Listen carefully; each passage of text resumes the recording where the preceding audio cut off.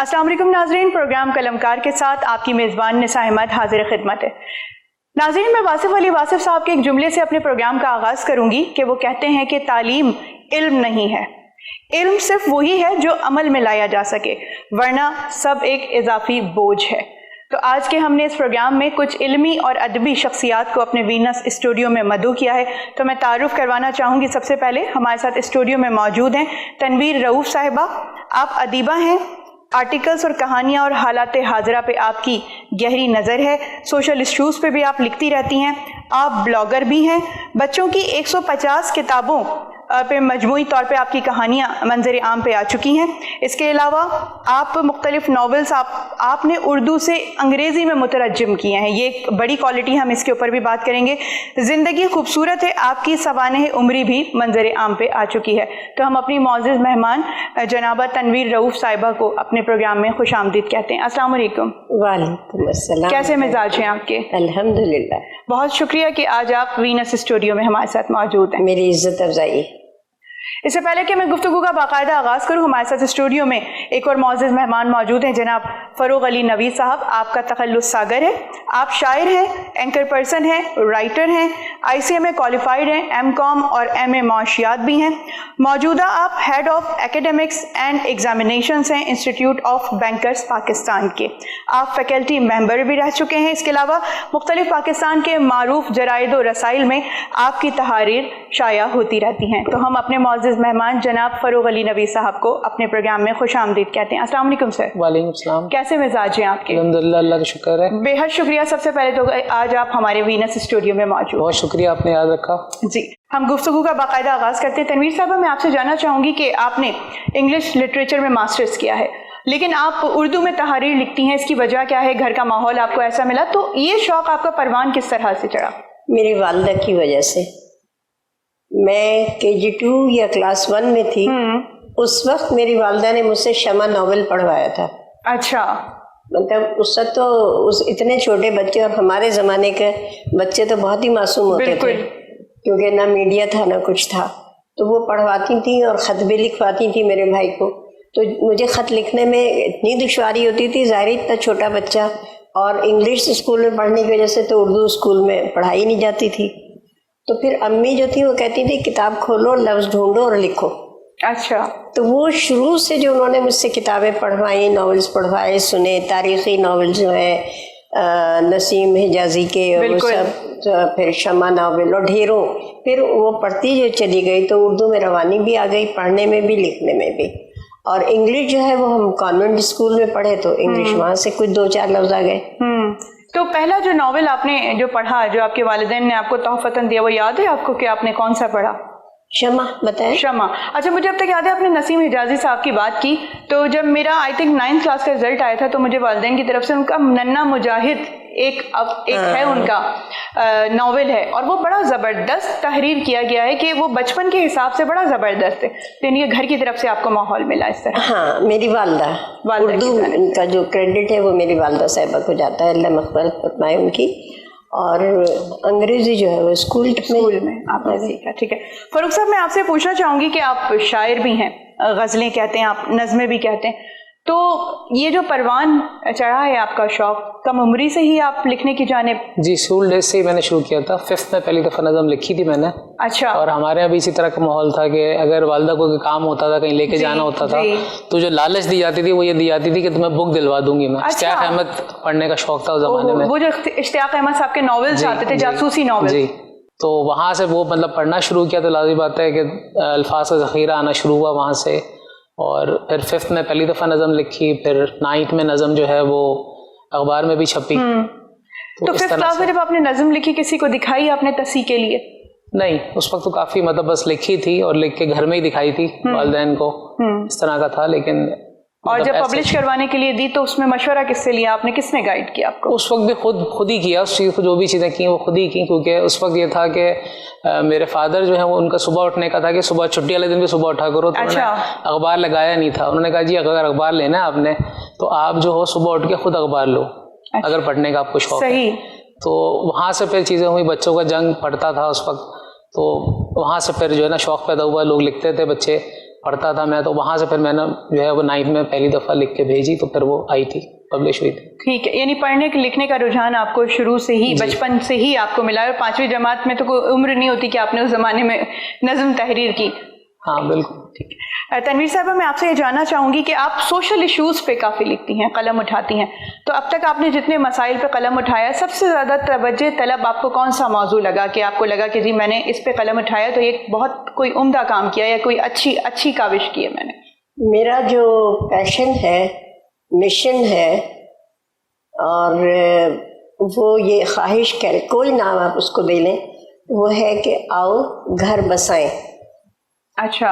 تو جو میں یوٹیوب پہ اپنی ویڈیوز بناتی ہوں تو اس کا عنوان ہی یہ ہے, آؤ گھر بسائیں. آؤ گھر بسائیں. تو اس میں جو ہمارے رشتے آج کل ٹوٹ رہے ہیں, گھر ٹوٹ رہے ہیں, تو اس کی کیا وجوہات ہیں, کس کردار میں کیا کمی ہے, اس میں کیا بہتری ہو سکتی ہے, اور اس میں مشورے دینے, اور اپنی زندگی سے میں ضرور مثالیں دیتی ہوں تاکہ لوگوں یہ نہ کہیں کہ یہ کہیں سنی باتیں تو ہم سنتے رہتے. بالکل.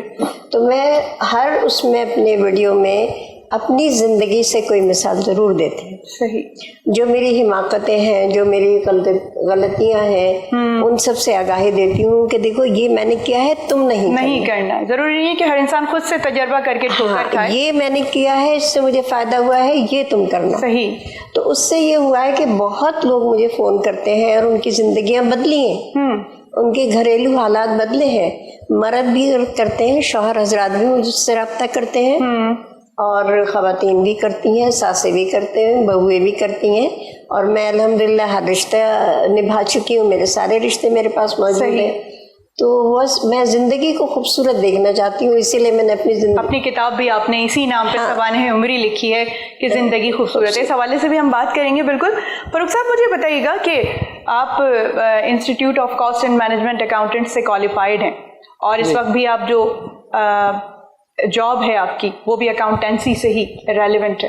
تو مجھے یہ بتائیے گا کہ شاعر اور یہ اکاؤنٹنسی, یہ تو دو بالکل الگ الگ, بڑا خشک ایک شعبہ, اور پھر شاعری تو بالکل ہی الگ انداز کی ایک کہانی بیان کرتی ہے, یہ آپس میں کمبائن کیسے ہو گئے دونوں؟ اس میں یہ کہوں گا کہ شاعری جو ہے اس کا تعلق دل سے ہے. دل کے بھرنے کے لیے جو ہے وہ شاعری کرتا ہوں, پیٹ بھرنے کے لیے جاب کرتا ہوں, اس کے لیے پڑھائی. بڑا بہترین جواب دیا ہے آپ نے, بہت اچھا. ہاں, دل زندہ ہے تو آپ کے باقی کام بھی چلتے رہتے ہیں. بالکل. تو یہ کبھی ایسا ہوا ہے کہ کسی آپ کوئی میٹنگ اٹینڈ کر رہے ہیں اکاؤنٹنگ کی, اور جناب آپ کو بیچ میں کوئی شعر یاد آ گیا ہے اور آپ نے وہیں اسی مناسبت سے آپ نے شعر پڑھ دیا ہو, کبھی ایسا ہوا ہے؟ ایسا ہوا ہے کہ میٹنگ اٹینڈ کرتے ہوئے کوئی شعر جو ہے, کسی ڈسکشن کوئی ہو رہی ہو, اس پہ جو ہے کوئی شعر سے ریلیٹڈ یاد آیا تو وہ پڑھ دیا. ایسا ہوا ہے. آپ کا تخلص ساگر ہے. جی. تو اس کے پیچھے کوئی وجہ ہے, کوئی خاص تخلص آپ کا؟ یہ ساگر کے تو بہت گہرے معنی نکلتے ہیں. بیسیکلی سمندر پسند ہے, سمندر کی آواز پسند ہے, اور اس لحاظ سے پھر جو ہے وہ ساگر تخلص رکھا ہے. اچھا, شعرا کے بڑے جو دلچسپی کے جو عوامل ہوتے ہیں نا, یا جو ذرائع ہوتے ہیں, وہ ڈائریکٹلی چاند, سورج, سمندر, ہوا, نیچر سے جا کے کنیکٹ ہوتے ہیں. تو آپ کو بھی یہ چیزیں متاثر, کیونکہ شاعری جو ہے وہ خود بھی ایک نیچرل چیز ہے, ایک نیچرل فنومینا ہے. مطلب پرندوں کے چہچانے کو آپ سنیں تو آپ کو پتہ لگے گا کہ وہ بھی ایک ردم میں چہچا رہے ہوتے ہیں. جی. سمندر کی آواز آپ سنیں تو آپ کو وہ بھی پتہ لگے گا کہ جی ایک فلو ہوتا ہے, ساؤنڈ ہوتا ہے, ایک ردم ہوتا ہے. بالکل. شاعری بھی اس سے ریلیٹڈ ہے. بالکل. فاروق صاحب, کس کو آپ نے زیادہ پڑھا ہے, کس شاعر کو بہت زیادہ پڑھا ہے, متاثر ہوئے ہیں آپ؟ شاعر تو خیر میں نے کئی پڑھے ہیں. احمد فراز صاحب کو پڑھا ہے, جالب کو سنا, راحت اندوری کو سنا, فیض صاحب کو پڑھا, لیکن غالب کو پڑھا تو غالب نے بیسیکلی متاثر کیا, کیونکہ غالب صاحب جو ہیں وہ 9th کلاس 10th میٹرک میں اردو کی بک میں جو ہے اویلیبل تھے. بالکل. اور وہاں سے اس نے جو ہے متاثر کیا, کیونکہ میرا اپنا خیال یہ ہے کہ شاعری جو چینج ہوئی ہے وہ غالب صاحب کے دور سے ہوئی ہے. اس سے پہلے شاعری جو ہے وہ صرف ایک سمت میں ہوا کرتی تھی, حالانکہ شاعری کی مختلف سمتیں ہیں. ضروری نہیں کہ صرف غم جانا ہو, غم دوراں بھی ہوتا ہے, غم زیست بھی ہوتا ہے. تو یہ ساری چیزیں جو ہیں وہ غالب نے چینج کی. بالکل ایسے ہی ہے. متاثر غالب سے. میں انہی کی بات سے کنیکٹڈ بات کروں گی کہ شعرا کو پڑھنے کا کبھی آپ کا شوق ہوا ہے آپ کی نظر سے, جیسے غالب صاحب کی ابھی بات کی ہے؟ یہ کتاب میری جو ہے نا یہ اس میں سارے جو ہمارے جید شعرا ہیں وہ اس میں بند ہیں, آپ نے بند کر دیے ہیں ان کو. ان کے کلام کو میں نے انگریزی میں ترجمہ کیا. کیا بات ہے. اور صوفیانہ کلام جتنا بھی ہمارے ریجنل لینگویجز میں ہے ان سب کو بھی میں نے انگلش میں کیا ہے. تو شاعرہ نہیں ہوں, شاعر آپ نہیں ہیں, لیکن اس کے باوجود بھی آپ نے شاعروں پہ کام کیا ہے. اچھا مجھے بتائیے گا تنویر صاحبہ کہ ایک لکھنے والا جو ہوتا ہے وہ بڑی تحریر سے اپنی متاثر کرتا ہے دوسرے لوگوں کو, کہ وہ لوگ چلے گئے لیکن اس کے باوجود بھی آپ نے تمام بہترین شعرا کو اس میں بند کر دیا ہے. تو کیا تحریر بہت زیادہ معنی رکھتی ہیں کہ کوئی مقصدیت اس کے اندر, کوئی مقصدیت کا پہلو چھپا ہوا ہونا چاہیے؟ دیکھیے ہر لفظ زندہ ہے. کیا بات ہے. لفظ زندگی ہے اور وہ اثر رکھتی ہے. اب اس میں آپ نے مجھے ٹھنڈا پانی دیا ہے, ٹھنڈا پانی, گرم پانی, بالکل. تو ہر لفظ کی زندگی ہے, تاثیر ہے, طاقت ہے. تو جب وہ تحریر میں آ جاتا ہے تو وہ تو طاقت بھی ہے, انبساط بھی ہے, صدمہ بھی ہے, دکھ بھی, تمام جذبات جو ہے وہ الفاظ ہی تو بیان کرتے ہیں. جانوروں میں اور انسانوں میں زبان کا ہی تو فرق ہے. بالکل بالکل. احساس کا فرق ہے, احساس تو ان کو بھی ہوتا ہے. بالکل. ہمیں بولنا دیا نا اللہ نے. بالکل. تو وہ اس الفاظ کی تاثیر ہے ساری. جنگیں ساری الفاظ پہ ہی ہوتی ہیں. صحیح کہا آپ نے, بالکل ٹھیک کہا. تو اس لیے ہر لفظ کی زندگی کو اگر آپ زندگی کہیں گے تو اس میں رونق آئے گی, اس میں خوشی آئے گی, اس میں جوش آئے گا.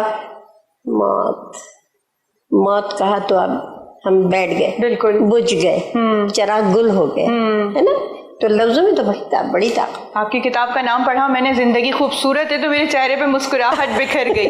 بالکل آپ نے صحیح کہا فاروق صاحب. الفاظ کسی کو جگہ بھی دیتے ہیں, زندہ بھی کر دیتے ہیں, اور کسی کو مردہ بھی کر دیتے ہیں. کیا یہ واقعی بات درست ہے؟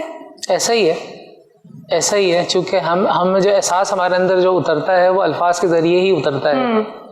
مطلب خاموشی, بہت کم لوگ ہوتے ہیں جو خاموشی کو سمجھتے ہیں. زیادہ تر لوگ جو ہیں وہ الفاظ کے تھرو ہی بات سمجھتے ہیں.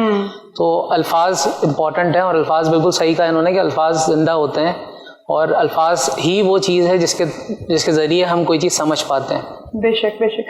آپ نے بچوں پہ کی بھی نظمات لکھی ہیں, نظمیں لکھی ہیں.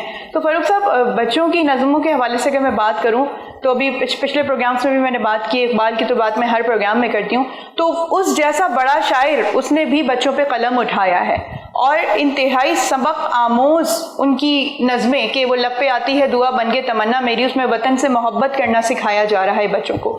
چھوٹے چھوٹے موضوعات پہ انہوں نے مکڑا اور مکھی کی, اس میں بتا دیا کہ خوشامد میں کسی کی نہیں آنا ہے ورنہ کیا ہوتا ہے. تو یہ جو نظومات کا پہلو ہے, یہ آج کے دور میں آپ کو نظر آتا ہے کہ کوئی شاعر کیا مقصدیت کے حوالے سے کام کر رہا ہے بچوں کے اوپر؟